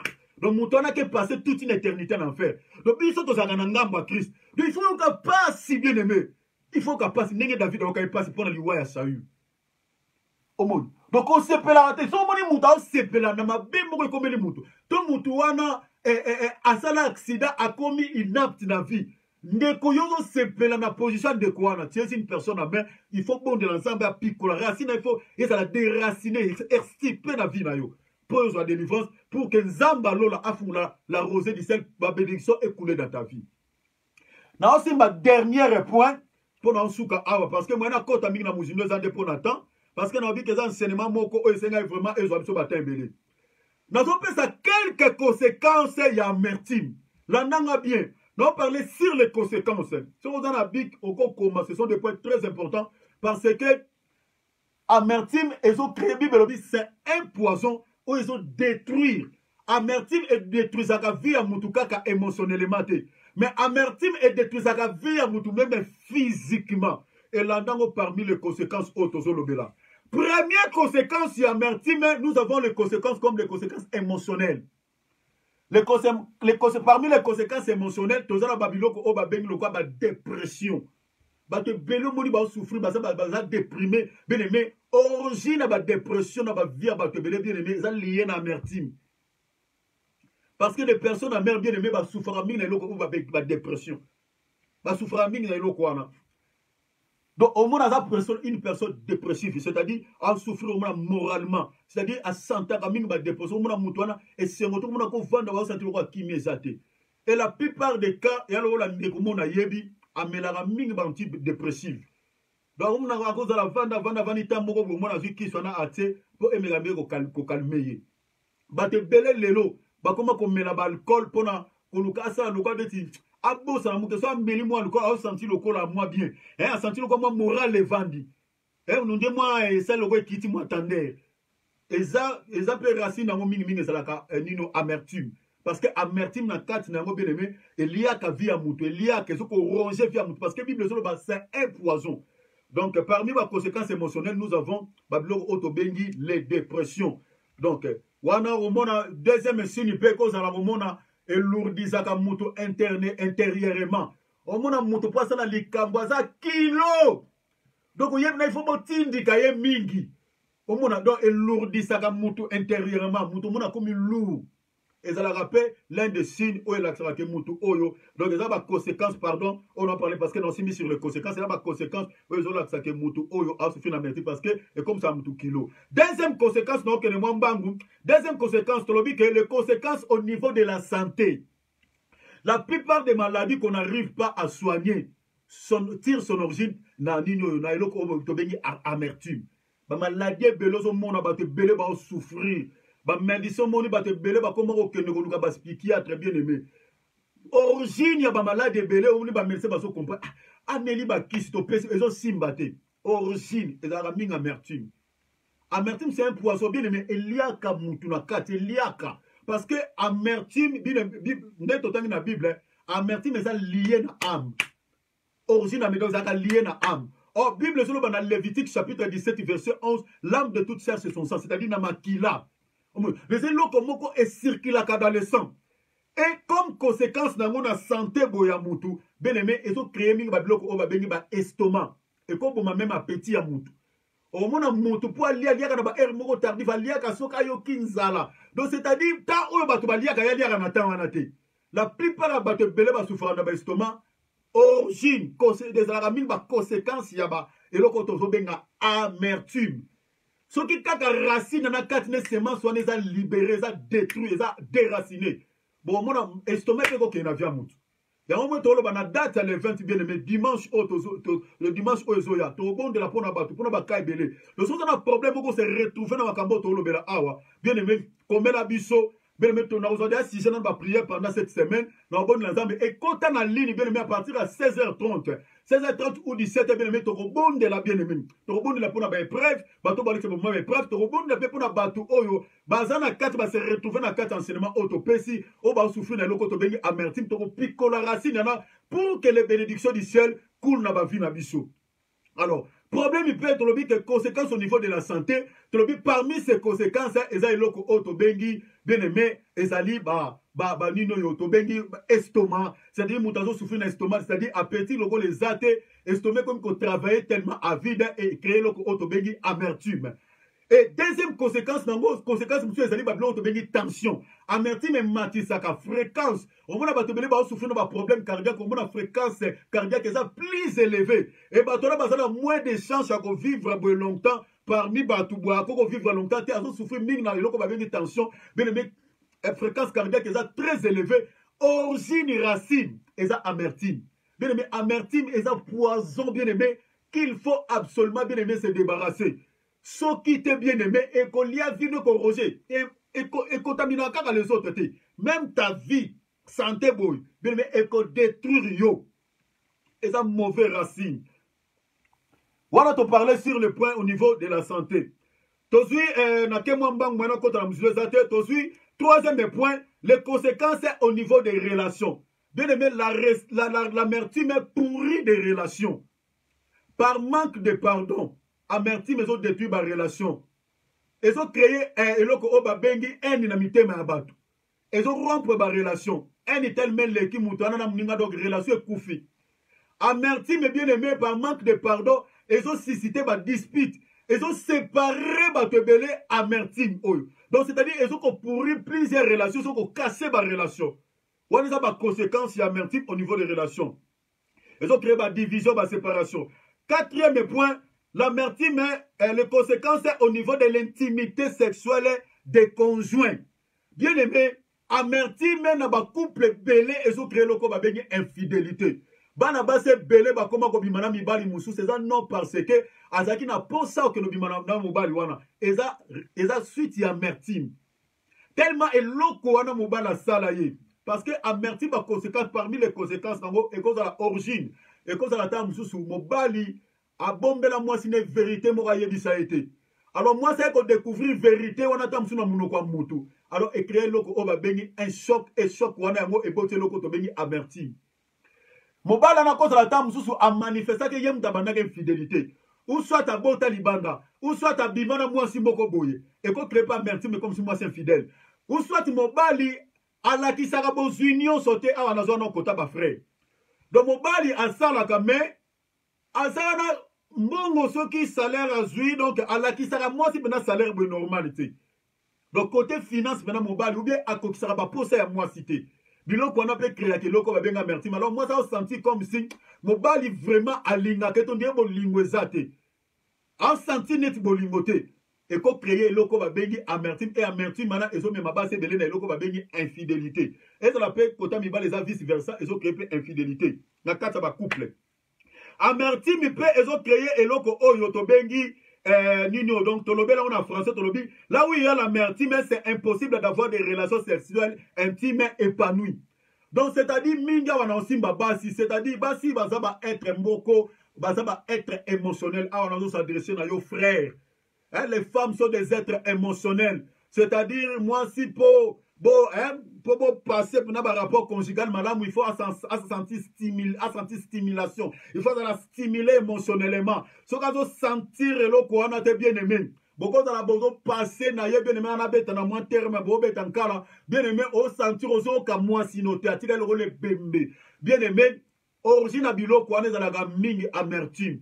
Soki au percer les abcès au pas sur la poche wana to yeba et loro ni ne sala moi et comme ça moi sino boye bien aimé moi sino rotika na bongo boko benga basala nzambe boko bonde la nene non se koki bien aimé on va pas passer ba bomba rapena makamu bien aimé alors il faut yeba alors là où il y a mauvaise communication dans quatre couple bien aimé ezave créer que loko o ba benga merci mais on moni na quatre couple faut bozala na ba communication molan oui ba ko solo mobali solo saka moi sino malam tango sali muninga mabe bien aimé senga pardon supplier na kata ya libala bien aimé kozalaka te kaka loka bibelo bila bela chef ozi chef wana okomsa ngolo chef entreprise kozala biloko wana te frère hotel rola za mwasi zala te osali mwasi no mabe yeba kosenga pardon nikitisa senga ye pardon parce que ce qu'on senga pardon te ko créer loko babenga mertime na mutema ne et on mona bien aimé na ba rapport conjugal na bino moi ça comme le roi frigide ozomono zo sepelane lisute do atika liwana kaka yo sepelano yaza kunati.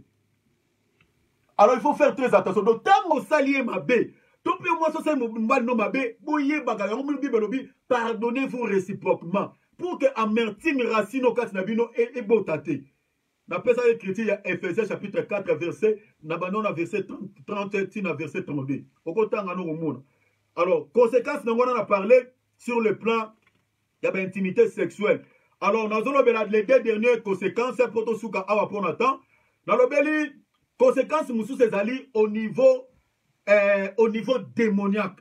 L'amertume ouvre la porte aux oppressions et aux possessions démoniaques. Donc, mutu oyo katine azo garder encore racine babenga amertume oyo katina ye motema nezana no amer.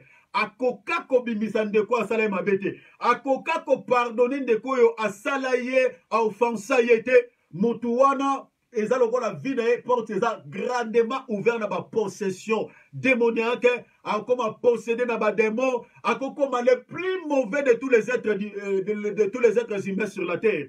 Donc, à quoi comme mutu mboka mabalbi azalaka boyete mais to comprendre était donc mukile changera batu. Donc eza mutu oyo racine ya amertume botaka kati na ye et fungula ta porte na ba démon et amertume ko détruire même les dons, même les talents parce que Bible solo ba que amertume et privagabiso de la grâce de Dieu muta cause la talentueux à cause la na ba don mais amertume kokiko ko casser tous les dons muto ko panza ko pourrir tous ces dons et muto moni bina na ba qualité un bon chanteur muto ko na ba talent mais au moins talent muto zo kufa boy à cause de amertume parce que caractère na ye comportement na ye tel maison se pelisa batute et batu bazwa batia à côté à cause de amertume. Et dernière conséquence conséquence au vraiment ali clé tolobeli conséquence au niveau de notre relation avec Dieu. Bien aimé, nous allons parler, donc nous allons parler, bon, nous allons clôturer, nous allons parler comment se libérer de l'amertume. Mais les conséquences au niveau de notre relation avec Dieu, bien aimé, ça peut être très très important, ça majeur. Bien aimé, amertume, Bible le Bible. Nathalie, nous avons l'écriture, il y a Hébreux chapitre 12, verset 15. Bible le Bible, veillez à ce que personne ne passe à côté de la grâce de Dieu. Qu'aucune racine d'amertume ne pousse et ne cause de troubles empoisonnant plusieurs d'entre vous. Amertume et privakabiso de la grâce de Dieu. Sotangi na lui seko mona balobi ke batu nyonsa o racine d'amertume et zo mikati na bango ba privé de la grâce de Dieu. Et li koloba nini nde na otoloba tout à l'heure c'est-à-dire tout ce qui est comme les bénédictions du ciel ne couleront pas sur ta vie. Porte du ciel les a fermées au-dessus de ta tête. Ozomona eloko amertume ko causé. Donc c'est-à-dire relation non ensemble ko bon de l'ensemble. Pourquoi? Parce que Bible lobi boye nazotanga écriture oyo. Bible lobi boye. Yoka pourquoi amertume ezoko privé yo de la grâce de Dieu. Nazana Matthieu chapitre 6. Natangi verset 14 na verset 15. Yoka loko Bible lobi. Si vous pardonnez aux hommes leurs offenses, votre Père Céleste vous pardonnera aussi. Donc, tant yo mutasali o mabe, asengo bolimi so bimisi embalamo na mutema na yo. Masumo yo osala pe Bible lobi nini. Nzambe na lola, quand toi tu pêches, Dieu te pardonne. C'est-à-dire, prière tu yo osala quand tu pêches, lobi Nzambe, Père, pardonne-moi pour les péchés que j'ai commis. Lola yo limi, ça Nzambe pas ça ni, aso pardonner yo. Mais yo kasko verset 15. Mais si vous ne pardonnez pas aux hommes, votre Père vous pardonnera pas non plus vos offenses. Eli koloba nini? Tango yo muninga salo mabe parce que tolobi que cause origine majeure ya amertume ezali, c'est-à-dire ko bomba mutu mona mutema o garda mabe moko boye o remeditaka mingi mabe mutu moko asala ko la déception, ko la humiliation et ko la ba blessure moko profonde mutu asala likamora mabe. Alors o bomba yango na mutema to garda mutu na mutema, alors yango nde clair, c'est-à-dire o boya ko limisa ye. Et Bible lobi que lokola yo boya ko pardonner ye masumu na yo. Peut-être yo so bo de lo ba père pardonner nga pona sala ki be pona sala ki be. Bible lobi porte du ciel est fermée, masumu, c'est-à-dire tous tes péchés sont constamment devant les yeux de l'Éternel. En d'autres termes, c'est-à-dire nyonso yo koko senga nzambe. Prière nyonso yoko sala, parce que comme tes péchés ne sont pas pardonnés, Bible lobini, tous son péchés sont privés de la gloire de Dieu. Donc gloire à Nzambe, c'est ça la bénédiction. Parce que comme les péchés, tes péchés sont constamment devant les yeux de l'Éternel, en d'autres termes, c'est-à-dire prière tout comme ça, la grâce à Nzambe ko couler sur ta vie, les bénédictions du ciel ne couleront pas sur ta vie. Ozomona cause ya amertume et outi nani par manque de pardon. Lokolo boko bimisa mutuana mutemano et relation na Nzambe et koufi. Ya on a dit que comme conséquence au niveau des relations, notre relation avec Dieu, amertume et cassaka notre communion avec Dieu, et ont cassé notre relation avec Dieu, on a privé na union ce terme ami bénédiction ya lola. Et bien aimé, comment se libérer de l'amertume? Bien aimé, pour se libérer de l'amertume, bien aimé, première et là qu'il faut ça la bien aimé, il faut banana nous kobimisa mutuana na mutema na yo. Nazo bonde la yo ndeko. Oyo garda bien aimé moko na mutema. Bien aimé, commencer à relâcher cette personne dans ton cœur pour que les bénédictions de Dieu coulent dans ta vie, pour que tes prières soient exaucées. Bien aimé, tant que tu commences à garder toujours cette personne dans ton cœur, tant que tu gardes toujours, bien aimé, tu rumines, tu commences toujours à reméditer, tu recenses toujours, bien aimé, c'est que cette personne t'a offensé, bien aimé, les bénédictions du ciel ne couleront pas sur ta vie. Commencez à relâcher cette personne, je te prie au nom de Jésus-Christ.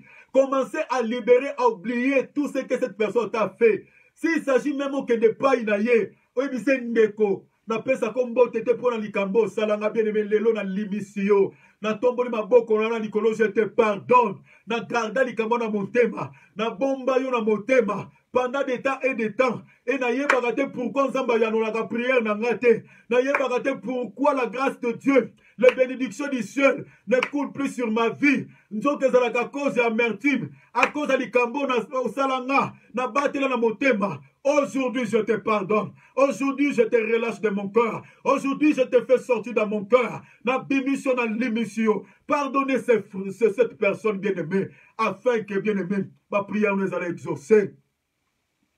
Israël mukolomo bazo tambola tango Nzamba bimisi bango na désert. Bazo ya panda ke bazo tambola.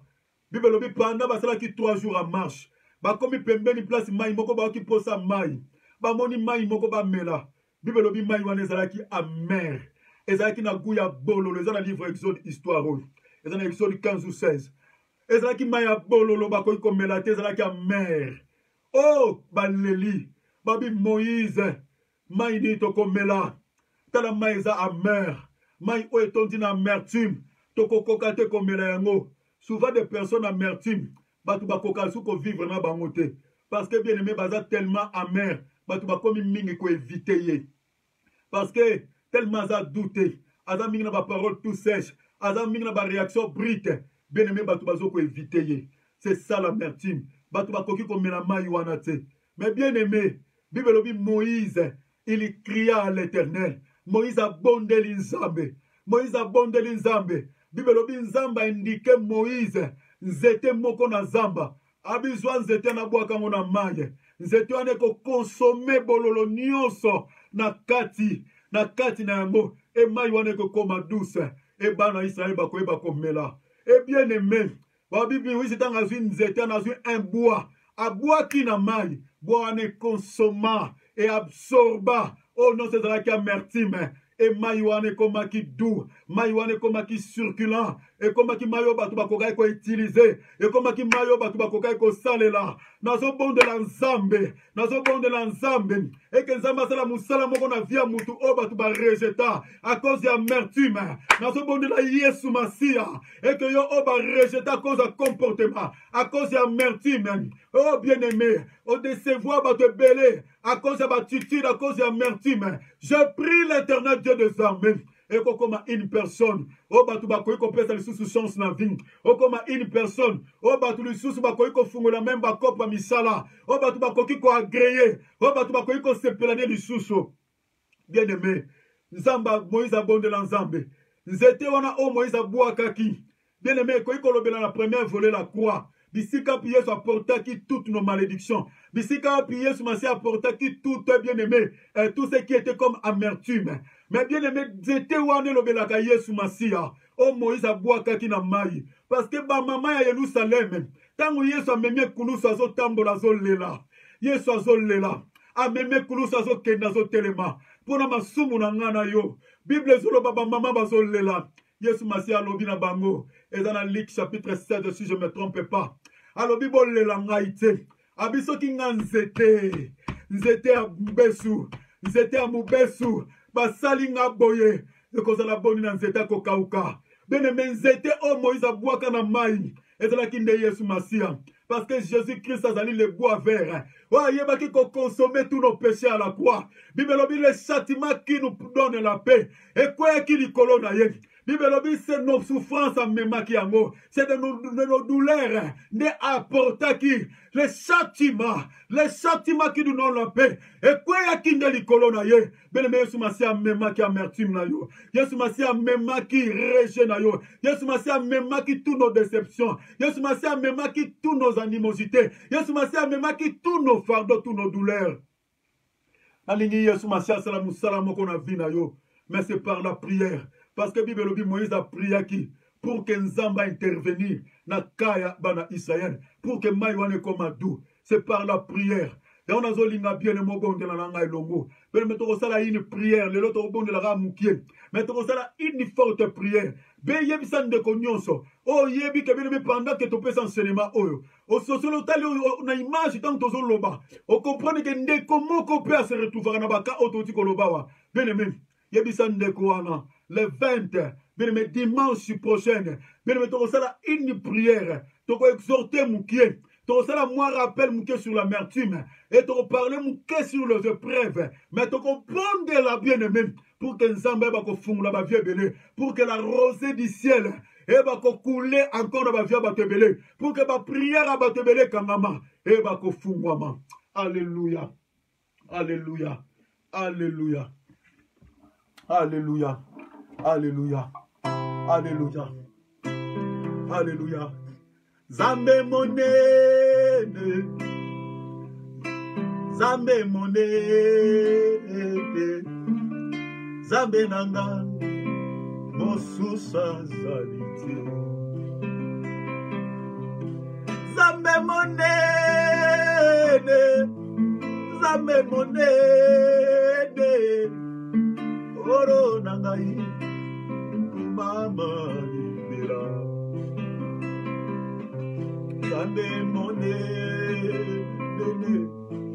Zambe monene mingi Olo nangai Osu swazalite Zambe monene mingi Zambe monene mingi Olo nangai Mama libera Père Nazobonde la yo Nzambe Kango la vie ndeko moko papa O alandi enseignement oyo kolo Nzambe na bonde liyo ono zalandaki enseignement oyo Père bimisa ye na kati ya racine oyo Oyo kanga vi na ye tango molai Papa na bonde liyo Na bonde liyo Yesu Masia Yesu rogo shandere masaka Yondo rogo shindo rogo sotoria maro shete Oh rokotere masantara mashamando Père Kangola ndeko moko alandaka enseignement yo. Kangola ndeko moko a se retrouver na kati enseignement oyo Père. Bimisa ye na kati ya racine oyo babengi amertume. Kangola mwana na yo moko mobali pe mwasi nzambe wa se retrouver na kati ya enseignement pesi lelo. Père abima na kati ya racine oyo. Afin que vie na ye soit encore bénie. Afin que Yahweh prière na ye soit exaucement. Afin que libala na ye ezonga lisulo lenge ezalaki. Afin que harmonie ezonga na libala na ye. Afin que kolovi na ye fungwama. Oh mon Dieu, je te prie. Yondo konsomaki o non sezalaki amertume na mayo yo babengi mara. Mayo ekomaki doux parce que yo ondimaki o apporter ses châtiments. Nazo kwa Seigneur.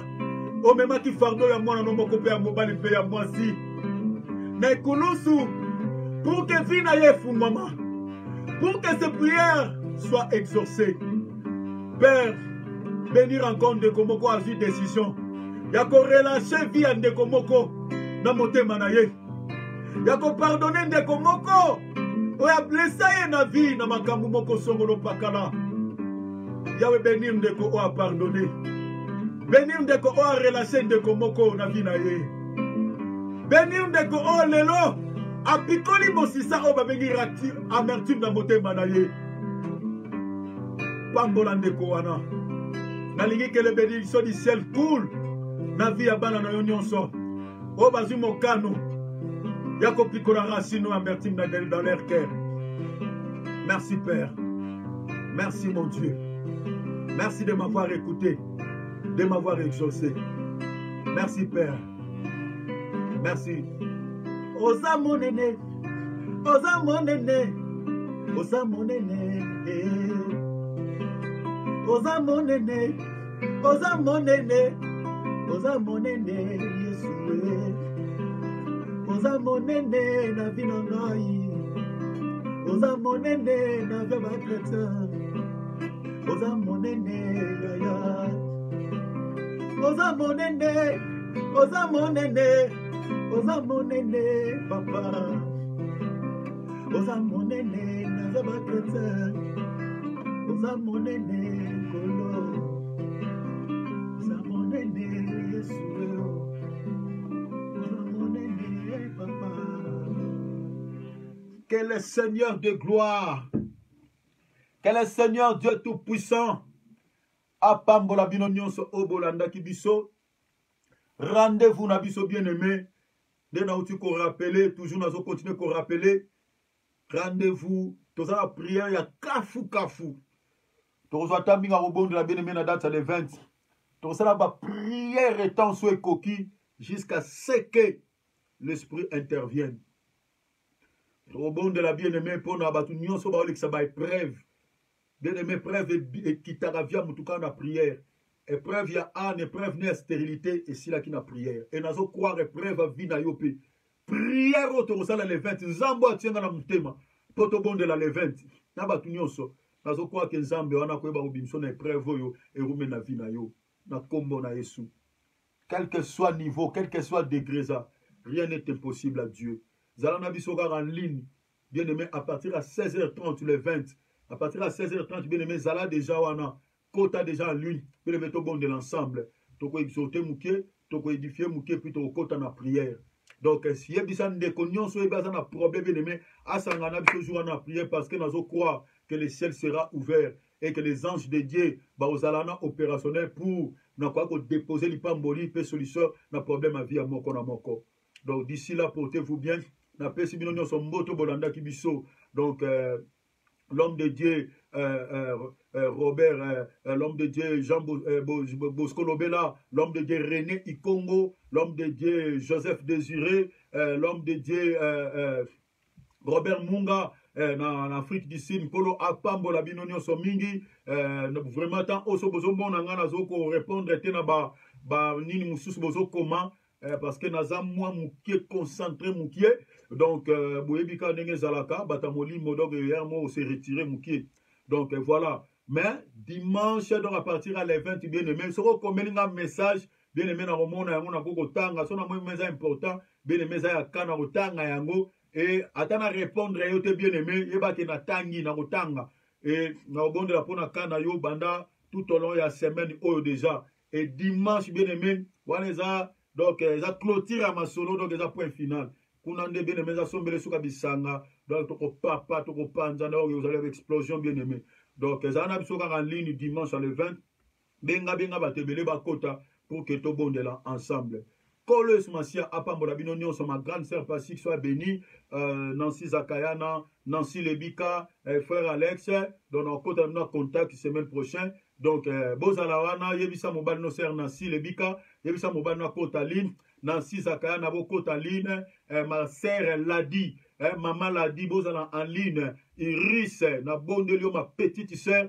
il faut en ligne ozala en ligne donc il faut beaucoup de bino nyonso donc na bonde bino nyonso ba bien aimé oyo natangi kombo te bozala en ligne ba Florence Lubaki bozala en ligne ba Esther bozala en ligne to bonde la biso nyonso ensemble problème est cause la même ya yo te to ya via ndeko moko boye ben me kota en ligne to ko bonde la nazo insister na sisaka na kozanga te kota en ligne na mobile na yo to ko bonde to sala ba prière kafu na date ya le 20 toko bonde la bien aimé bozala na bino nyonso poto bonde la Olga Mandou na France kozanga te kota en ligne donc yebisa bandeko mususu tout ça Tony Kadibo kota bino nyonso tozala en contact sœur Marceline Pemba bozala en contact to bonde la bino nyonso ensemble sœur Mukaji na Montréal kota en ligne to bonde la bino nyonso na date le 20 dimanche zoya bozala wana na 16h30 to kota to bana programme na biso donc to dépasser mukie 17h to ça l'effort to démarrer donc voilà oyo ezalaki nouvelle muke yango wana tokobondela mpona basituation nyonso tokobondela oyo mpe kozala baka ya kobondela